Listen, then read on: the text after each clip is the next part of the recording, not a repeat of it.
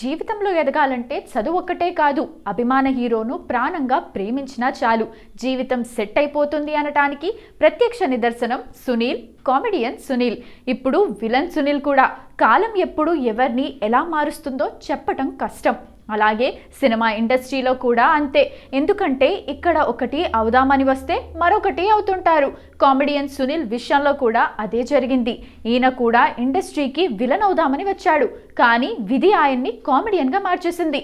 చిన్న పాత్రతో తెలుగు ఇండస్ట్రీకి వచ్చిన ఈయన నువ్వే కావాలి సినిమాతో స్టార్ అయిపోయాడు. నువ్వు నేను మనసంతా నువ్వే సినిమాలతో స్టార్ కామెడియన్ అయిపోయాడు. ఏడాదికి కనీసం 40 సినిమాల వరకు నటించాడు సునీల్. చాలా తక్కువ సమయంలోనే 200 సినిమాలు చేశాడు సునీల్. అంతేకాదు, అందాల రాముడు సినిమాతో హీరో అయ్యి మర్యాద రామన్న, పూలరంగడు లాంటి విజయాలు అందుకున్నాడు. అలాంటి ఈయన నిజ జీవితం గురించి చాలా మందికి తెలియదు. సునీల్ ఫిబ్రవరి 28, 1974లో ఆంధ్రప్రదేశ్లోని భీమవరంలో జన్మించాడు. కామెడియన్ సునీల్ జీవితంలో చాలా మందికి తెలియని నిజం, కేవలం 5 సంవత్సరాల వయసులోనే తండ్రిని కోల్పోయాడు.